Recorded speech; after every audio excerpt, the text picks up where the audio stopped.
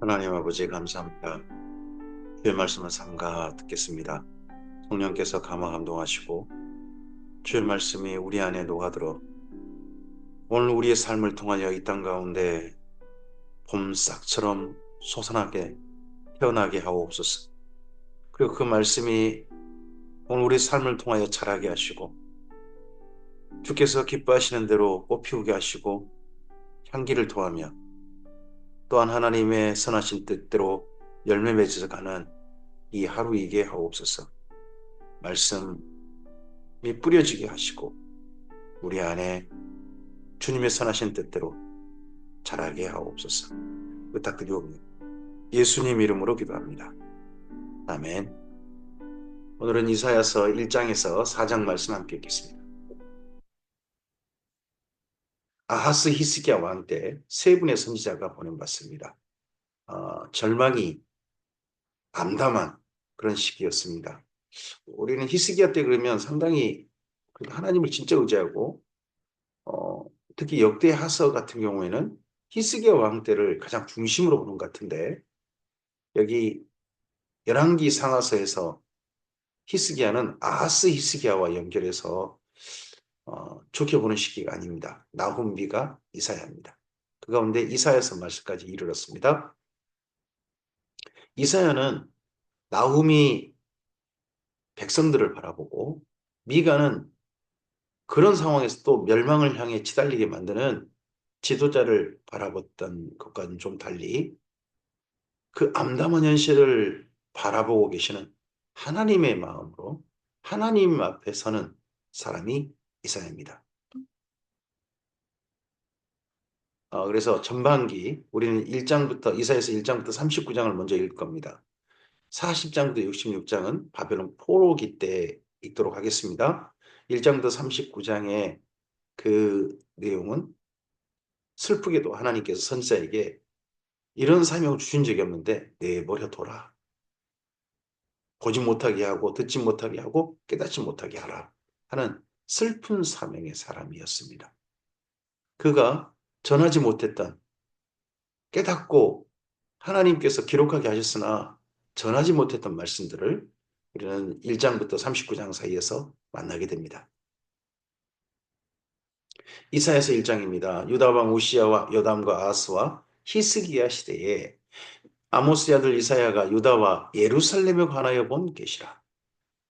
이사야는 북이스라엘은 아예 상관없습니다. 유다와 예루살렘. 하늘이여 들으라 땅이여 귀를 기울이라 여호와께서 말씀하시기를 내가 자식을 양육하였거늘 그들이 나를 거역하였도다. 소는 그 임자를 알고 나귀는 그 주인의 구유를 알건만은 이스라엘은 알지 못하고 나의 백성은 깨닫지 못하는도다 하셨도다. 음, 여기 1장부터 5장까지의 이사야는 어, 미가서하고 닮아 있습니다. 미가는 백성이여 들으라 하고 이야기를 시작하지 않습니까? 이사야는 백성들에게도 호소할 게 아니라 하늘이여 들으라 땅이여 귀를 기울이라. 예전에 모세가 그렇게 선포했던 것처럼 그렇게 시작하면서 말씀을 시작합니다. 근데 짐승만도 못하다. 짐승들도 주인을 알아보는데 이스라엘은 그 짐승부터 못하다. 하나님을 향해서 뭐 요즘 젊은이들 말로 쌩까고 있다 하는 그런 이야기로 출발합니다. 슬프다 범죄한 나라요 허물진 백성이요 행악의 종자여 행위가 부패한 자식이로다. 그들이 여호와를 버리며 이스라엘의 거룩하신 이를 만홀히 여겨 머리하고 물러갔도다. 도대체 이게 남유다와 예루살렘에 관한 이야기를 하는데 어느 왕 때 이야기냐는 거죠. 우리 얼핏 생각하면 아하스 히스기야니까 아하스 왕 때 이야기인가 싶습니다. 근데 있다 보면 아하스 왕 때가 아니라는 게 보입니다. 너희가 어찌하여 매를 더 맞으려고 폐역을 거듭하느냐. 그러면 이미 매를 맞았다는 거겠죠. 온 머리는 병들었고 온 마음은 피곤하였으며 발바닥에서 머리까지 성한 곳이 없이 상흔과 터진 것과 새로 맞은 흔적뿐이거늘 그것을 짜며 싸매며 기름으로 부드럽게 함을 받지 못하였다. 남유다가 지금 공격에 공격을 받고 침략에 침략을 받아가지고 유린을 당해가지고 점점 국력이 쇠약해지는 겁니다. 국력을 회복할 길이 없는 겁니다. 저는 우리나라가 이 비상계엄이라는 이것 때문에 굉장히 대외 신인도라든지 그리고 국내 어떻게 보면 경제 기본적인 생산 능력 같은 게 그리고 경기가 돌아가는 경기 순환 능력 이런 것이 참 많이 힘들어진 게 보입니다. 어, 다시 회복될 수 있길 바랍니다. 근데 여기 지금 납니다는 회복이 안 되는 겁니다. 점점 더 상처가 깊어지고 더 상처가 깊어지고 더 쇠약해져 가는 겁니다. 너희 땅은 황폐하였고 너희 성읍들은 불에 탔고 너희 토주는 너희 목전에서 이방인에게 삼켜졌으며 이방인에게 파괴됨 같이 황폐하였고 딸 시온은 예루살렘은 포도원의 망대같이 참외밭의 언두막같이 에워싸인 성읍같이 겨우 남았도다. 그럼 예루살렘 한 개 온전하고 나머지 유다의 성읍들은 다 유린당했다. 다 파괴당했다. 이럴 때가 언제일까요? 이럴 때는 아하스 왕 때가 아닙니다. 이럴 때는 히스기야 왕 때, 히스기야 왕 14년 그때 정도에 아수르 침략됩니다. 그때 정도입니다. 그러면 이사야서 1장에 슬프게도 짐승만도 못한 남유다다라고 하나님께서 말씀하실 때가 언제냐 그러면 히스기야 왕 때가 됩니다. 히스기야 왕은 참 하나님을 그 전에도 그 이후에 그렇게 의지한 사람이 없다라고 평가받은 왕인데 남유다라는 나라는 패역한 나라다. 이게 참 슬픈 이야기인 거죠. 만군의 여호와께서 우리를 위하여 생존자를 조금 남겨두지 아니하셨다면 우리가 소돔 같고 고모라 같았으리로다. 얼마나 끔찍한 피해를 받았는지 히스기야 왕 때 정도의 이런 말씀을 통해서 보면 짐작할 수 있습니다. 너희 소돔의 관원들아 여호와의 말씀을 들을지어다. 너희 고모라의 백성아 우리 하나님의 법에 귀를 기울일지어다. 그런데 이러할 때 이 지도자들 그리고 또 백성들이 정신을 못 차리는 거예요. 짐승부터 못하는 거죠. 여호와께서 말씀하실 때 너희의 무수한 재물이 내게 무엇이 유익하뇨? 나는 순양의 번제와 살진 짐승의 기름에 배불렀고 나는 수송아지나 어린 양이나 순염소의 피를 기뻐하지 아니하더라. 너희가 내 앞에 보이러 오니 이것을 누가 너희에게 요구하였느냐? 내 마당만 밟을 뿐이니라. 내 마당, 하나님께서 내 마당이라는 곳이 어디입니까? 이스라엘의 이스라엘의 뜰이라 불리는 번제단입니다. 성전. 거기에 이 위기가 있으니까 제사를 엄청 드리는 겁니다. 제사 드리면 하나님이 도울 거라고 생각해가지고 엄청 드리는 겁니다. 근데 이게 하나님께서 제사만 드리는 남유다를 너무 힘들어합니다. 그들을 품고 있기가 꼭 짐승만도 못한 이 남유다다 생각하시면서 그렇게 지금 바라보고 계시는 겁니다. 헛된 재물을 다시 가져오지 말라. 분양은 내게 가증히 여기는 바요. 월삭과 안식일과 대회로 모이는 것도 그러하니 성회와 아울러 이렇게 열심히 모이면서 악을 행하는 것을 내가 견디지 못하겠노라. 히스기야 왕은 그렇게 하나님께 가까이 가고 음, 정말 하나님께로 돌이키려고 율법도 가르치고 그리고 오직 예루살렘에서만 하나님께 제사하자 하는 제도로 바꾸고 온 나라를 그렇게 개혁하려고 하는데 이 나라 백성들은 히스기야 백성들은 그래 히스기야가 그렇게 하니까 뭔 싫지만 그 자리에 모이는 거예요. 하지만 그와 더불어 악을 행한다는 겁니다. 내 마음이 너희의 월삭과 정한절기를 싫어하니 그럼 월삭과 정한절기에 꼬박꼬박 모였다는 거 아닙니까? 그때가 싫다. 그것이 내게 무거운 짐이라 내가 지기에 곤비하이니라. 너희가 손을 펼 때에 내가 내 눈을 너희에게서 가리고 너희가 많이 기도할지라도 내가 듣지 아니하리니 이는 너희 손에 피가 가득함이라. 이렇게 정한절기 월삭 열심히 하나님 앞에 모여서 제사를 바치고 있다는 거죠. 아마 히스기야가 앞장섰겠죠. 국가가 주관해서 이렇게 하니까 윗보이지 않으려고 그 자리에 모이긴 하는 겁니다. 그런데 그때 히스기야가 올려드리고 함께 올려드린 우리를 돌봐주시옵소서 도와주시옵소서 하는 기도는 하나님께서 눈을 가려버리고 귀를 막아버리시겠다. 듣지 않으시겠다. 왜요? 너희 손에 피가 가득하다.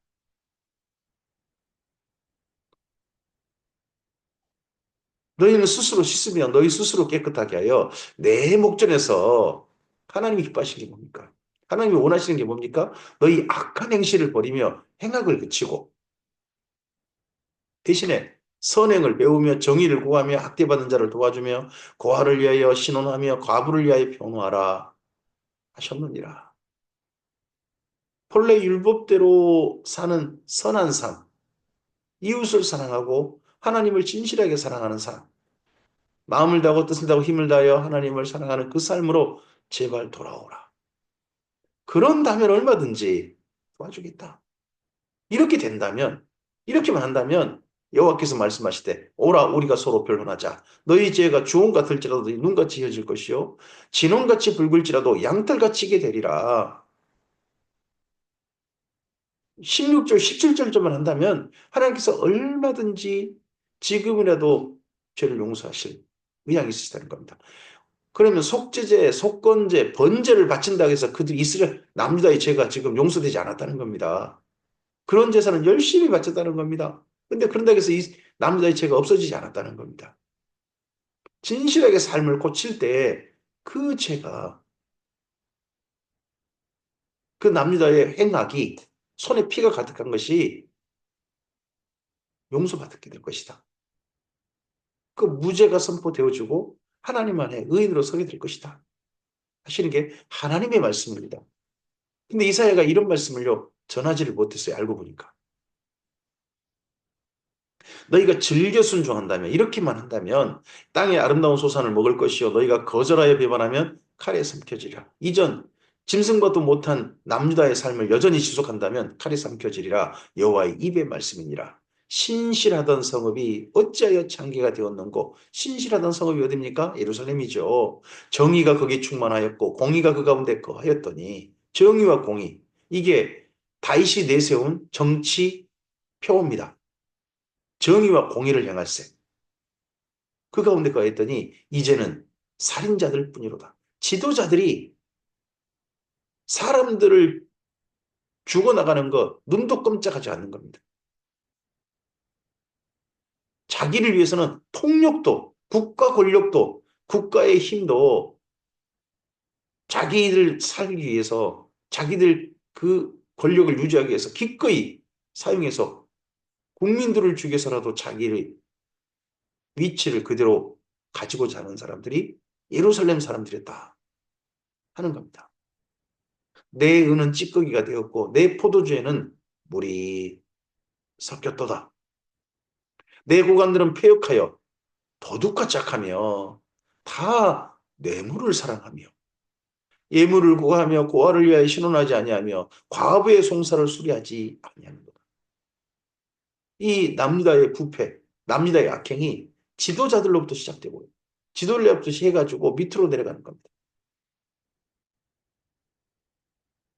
나라 체제가 이렇게 돼버리면 국민들도 그 백성들도 그런 체제에 따라야 삶을 살 수 있겠죠. 이걸 보고 구조학이라 그러죠. 그러므로 주 만군의 여호와 이스라엘의 전능자가 말씀하시되 슬프다.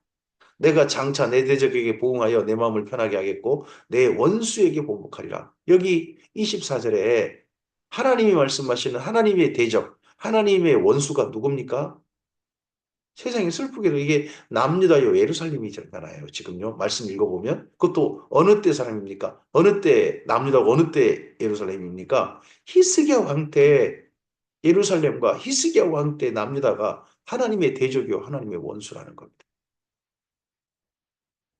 내가 또 내 손을 내게 돌려 내 찌꺼기를 잿물로 씻듯이 녹여 청결하게 하며 내 혼잣물을 다 제하여 버리고 내가 내 재판관들을 처음과 같이 내 모사들을 본래와 같이 회복할 것이라. 그렇게 하나님께서 완전히 파괴시키고 난 다음에 그래서 나라를 좀 회복시켜야 되겠다. 처음과 같이. 이 처음이 언제 있을까요? 본래, 처음과 본래. 하나님께서 이때를 아무리 봐도 다이당 때로 생각하신 것 같습니다. 그러한 후에야 내가 의의 성읍이라 신실한 고울이라 불리리라 하셨나니 시온은 정의로 구속함을 받고 그 돌아온 자들은 공의로 구속함을 받으리라. 그러나 패역한 자와 죄인은 함께 패망하고 여호와를 버린 자도 멸망할 것이라.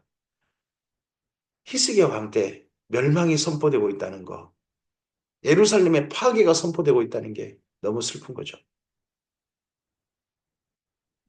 너희가 기뻐하던 상수리 나무로 말미암아 너희가 부끄러움을 당할 것이요 너희가 택한 동산으로 말미암아 수치를 당할 것이며 너희는 마른 잎사귀 마른 상수리 나무가 될 것이요 물 없는 동산 같으리니 강한 자는 사모라기 같고 그 행위는 불띠 같아서 함께 탈 것이나 끌 사람이 없으리라. 이사야서 2장입니다. 아모스의 아들 이사야가 받은 바 유다와 예루살렘에 관한 말씀이라. 1장에서는 암담한 현실이었습니다. 2장은요. 하나님께서 꿈꾸게 하신 내일입니다.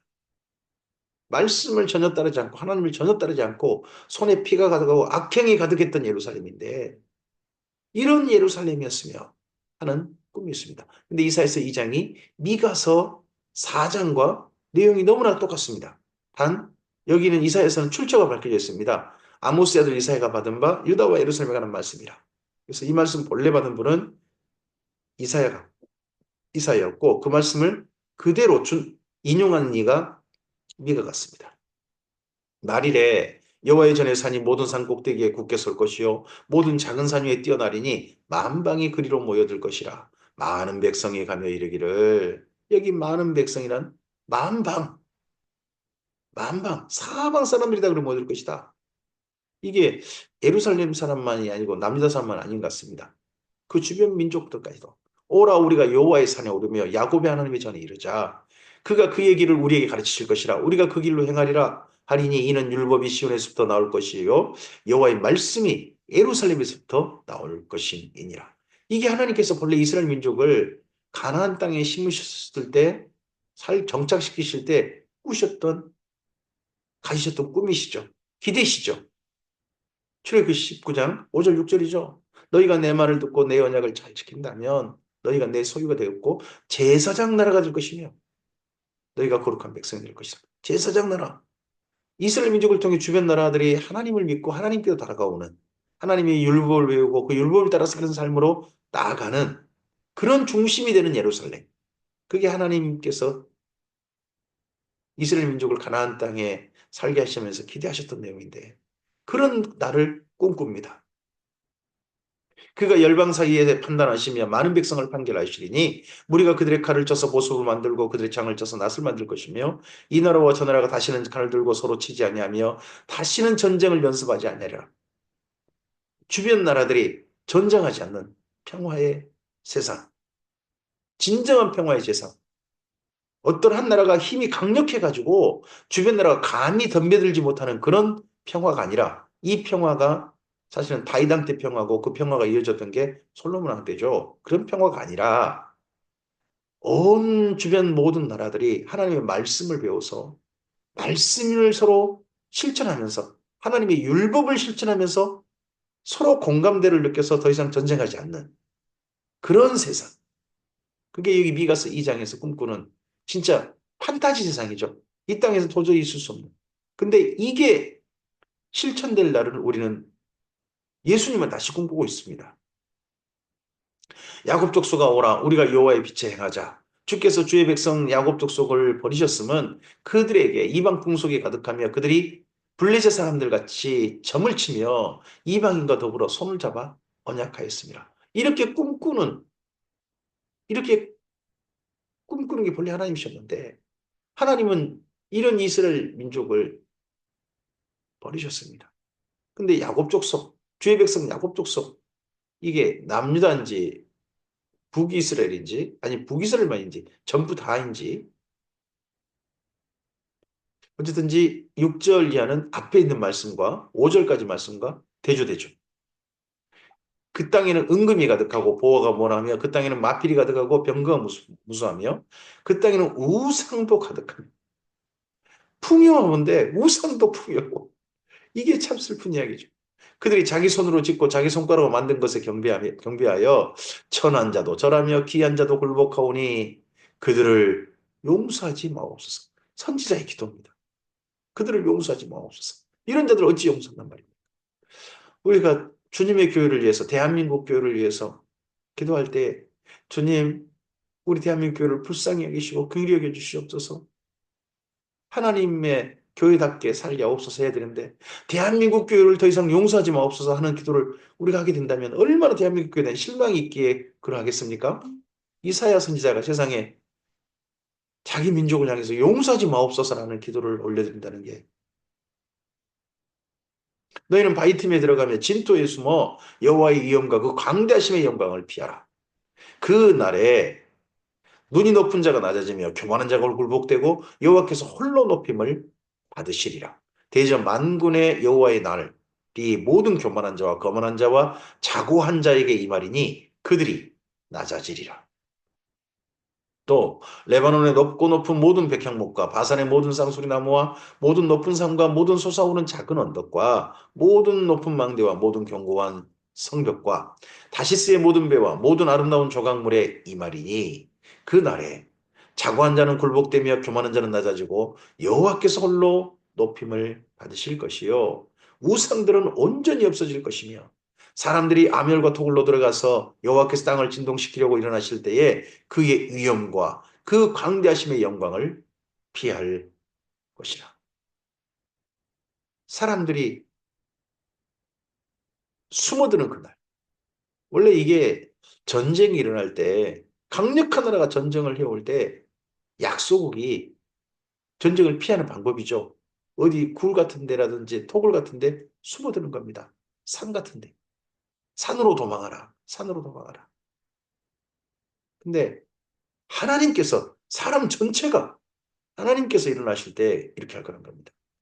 우리는 하나님 앞에 서는 그날을 꿈꿉니다. 보람돼요. 오늘도 하나님 앞에 살면서 하나님 앞에 서는 날을 꿈꿉니다. 근데 그렇게 꿈꾸며 살았던 주님의 교회라 불리는 교회라 생각했던 사람들이 정작 하나님께서 강림하실 때, 이 땅 가운데 그 영광 가운데 나타나실 때 피하여 숨는 사람이 된다면 이것만큼 슬픈 일이 어디 있겠습니까? 하나님의 영광 앞에 설 수 있는 택함 받은 민족이 이스라엘 민족인데 그러하게 될 것이다. 사람이 자기를 위하여 경배하려고 만들었던 은우상과 금우상을 그날에 두더지와 박쥐에게 던지고 아멜과 험악한 바위 틈에 들어가서 여호와께 땅을 진동시키려고 일어나실 때에 그의 위엄과 그 강대하심의 영광을 피하리라. 너희는 인생을 의지하지 말라. 그의 호흡은 코에 있나니 새말가치가 어디 있느냐. 사람들 의지할 것 못 된다 하는 이야기로 마지막에 슬프게도 붙어 있습니다. 그리고 여기 이사야 선지자가 말하는 바위 틈에 들어가고 암몰에 들어가서 하나님의 영광을 피한다. 이야기가 어디까지 지속되냐 그러면 요한계시록 때까지 지속됩니다. 이때 이스라엘 민족이 전쟁을 피했던 방법이 마지막 예수님의 재림 직전에 여러 환란들 가운데 심지어 진노 가운데도 이런 내용이 이어지고 있는 게 보입니다. 이사야서 3장입니다. 보라, 주 만군의 여호와께서 예루살렘과 유다가 의뢰하며 의지하는 것을 제하여 버리시되 곧 그가 의지하는 모든 양식과 그가 의지하는 모든 물과 용사와 전사와 재판관과 선지자와 복술자와 장로와 오십부장과 기인과 모사와 정교한 장인과 능란한 요술자를 그리할 것이며 그가 또 소년들을 그들의 고관으로 삼으시며 아이들이 그들을 다스리게 하시겠다. 소년들이 고관이 되고 아이들이 다스린다는 말은 사람이 없는 거예요. 예루살렘이 사람이 다 죽임당해가지고 예루살렘은 남았는데 다스릴 사람이 없는 거죠. 그래서 너무 어린 사람들이 그런 사람들이 다스리게 되는 그날 이러면 나라가 순식간에 약해집니다. 진짜 다스릴 만한 능력 있는 사람이 다스려야 되는데 능력도 없는 사람들이 나라를 다스리게 된다는 거 아니겠습니까? 백성이 서로 학대하며 각기 이웃을 잔해하며 아이가 노인에게 비천한 자가 존귀한 자에게 교만할 것이며 혹시 사람이 자기 아버지 집에서 자기 형제를 붙잡고 이르기를 내게는 그 도시 있으니 너는 우리의 통치자가 되어 이 폐허를 내 손 아래 두라 할 것이며 이 폐허 예루살렘 폐허가 되어서 네가 통치자가 돼가지고 우리를 다스리라 할 것 같으면 그날에 그가 소리 높여 이르기를 나는 고치는 자가 되지 아니하겠노라 내 집에는 양식도 없고 의복도 없으니 너희는 나를 백성의 통치자로 삼지 말라 하리라. 그런 나라를 누구도 책임지려고 하지 않는, 관리가 되어봤자 무거운 짐만 지지 어떤 좋은 일이 없는, 좋을 것이 없는 그런 날이 예루살렘에 곧 오고 말 것이다 하고 예언합니다. 예루살렘이 멸망하였고 유다가 엎드러졌음은 그들의 언어와 행위가 여호와를 거역하여 그의 영광의 눈을 범하였습니다. 그들의 안식이 불리하게 증거하며 그들의 죄를 말해주고 숨기지 못함이 소돔과 같으니, 자꾸 소돔 고모라와 비교합니다. 선지자가 보기에 현재 예루살렘은, 이사야가 보기에 이거 슬프게도 이게 히스기야 왕 때 같은데, 그때 정도 예루살렘은 이거 소돔 같다 이거, 고모라 같다 이거. 선지자 눈에 그렇게 비쳤다는 거 비친다는 거 아니겠습니까? 그들의 영혼에 화가 있을진저 그들이 재앙을 자체하였도다. 화 있을진저라는 말씀이 자꾸 선포되는 말씀이 이사야서란 게 참 슬픕니다. 화 있을진저 화 있을진저. 아모스가 시작했던 말씀, 그리고 호세아가 이어받았던 말씀, 그리고 미가가 다시 한번 선포했던 화 있을진저가 여기 이사야를 통해서 자꾸 선포됩니다. 이 화 있을진저 말을 사실은 정말 강력한 목소리로 성토하고 싶었던 사람, 선보고 싶었던 사람이 이사야였던 것 같습니다. 근데 이 말을 끝내 하지는 못했어요. 너희는 의인에게 복이 있으라 말하라. 그들은 그들의 행위의 열매를 먹을 것이요 악인에게는 화가 있으리니 이는 그의 손이 행한 대로 그가 보응을 받을 것입니다. 오늘 우리의 삶이 하나님께서 기뻐하시는 말씀을 따르는 삶, 하나님께서 기뻐하시는 선한 것을 따르는 삶이어서 그 열매를 먹는 사람이 우리였으면 좋겠습니다. 이와는 달리 말씀을 거역하고 자기 마음대로 자기 이익을 따라서 사람, 남들이 죽든가 말든가 나만 잘 되면 돼 하고 살다가 보응을 받는 악인의 삶이 우리의 삶은 아니었으면 좋겠습니다. 내 백성을 학대하는 자는 아이요 다스린 자는 여자들이라. 내 백성이요 내 인도자들이 너를 유혹하여 내가 다닐 길을 어지럽히느니라. 여호와께서 변론하러 일어나시며 백성들을 심판하려고 서시도다. 여호와께서 자기 백성의 장로와 고관들을 신문하러 오시리니 포도원을 삼킨 자는 너희며 가난한 자에게 탈취한 물건이 너희 집에 두다. 세상에 나락고로 이 모양인데 점점 쇠약해지는데, 장로와 고관들이라는 사람들이 세상에 그 틈에 백성들의 고유를 짜가지고 자기 집에 이속을 챙기고 있다는 거죠. 그게 남유다였다는 겁니다. 이게 미가가 성토했던 지도자들의 모습 아닙니까? 이사야의 눈에나 미가의 눈에나 그 당시 그 못된 지도자들의 똑같이 보였습니다. 오늘 우리 대한민국의 기독교인들, 나는 예수님을 믿습니다 하는 기독인들이 수많은 지도자로 지금 우리나라에 진출해 있습니다. 나가 있습니다. 제발 그들이 하나님께서 엄한 벌을 내리시려고 모이게 하신 법정 앞에 그들이 제발 서지 않았으면 좋겠습니다. 잘했다, 착하고忠성들 잘했다 하시는 그 법정에 제발 설 수 있기를 바랍니다. 어찌하여 너희가 내 백성을 짓밟으며 가난한 자의 얼굴을 맷돌질하느냐. 주 만군의 여호와 내가 말하였느니라 하시도다. 여호와께서도 말씀하시되 시온의 딸들이 교만하여 느린 목 정을 통하는 눈으로 다니며 아그작거려 걸으며 발로는 쟁쟁한 소리를 낸다 하시도다.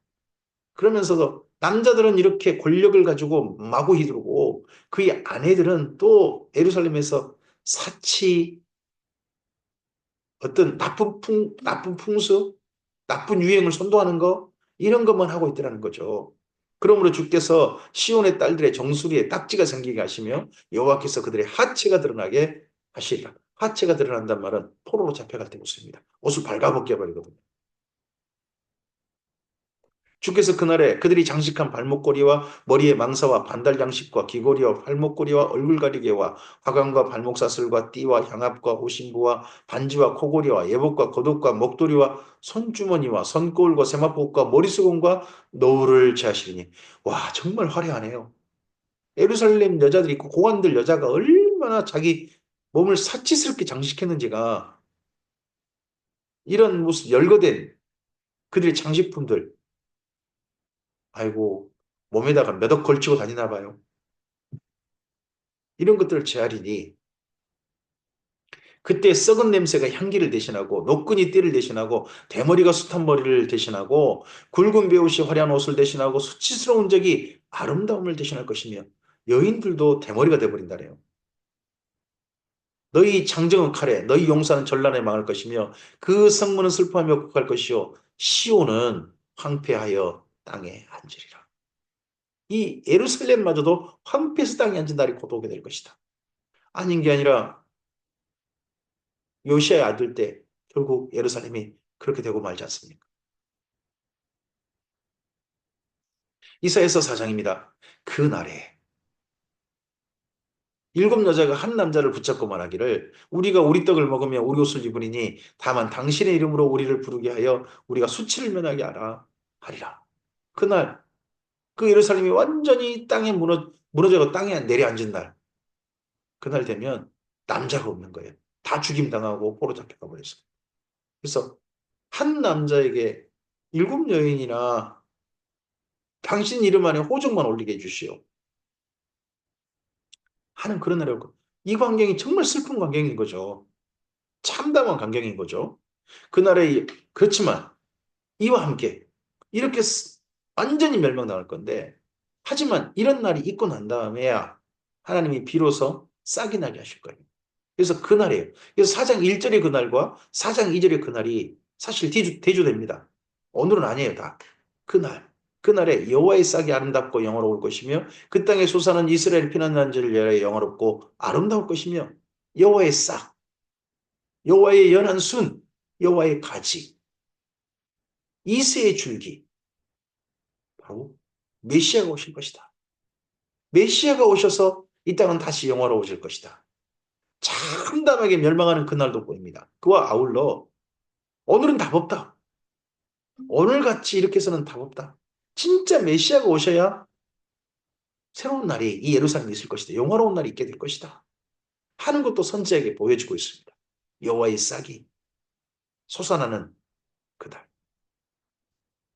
시온에 남아있는 자, 예루살렘에 머물러 있는 자, 곧 예루살렘 안에 생존한 자 중 기록된 모든 사람은 거룩하다 칭함을 받으리니 이는 주께서 심판하시는 영과 소멸하는 영으로 시온의 딸들의 더러움을 식이시며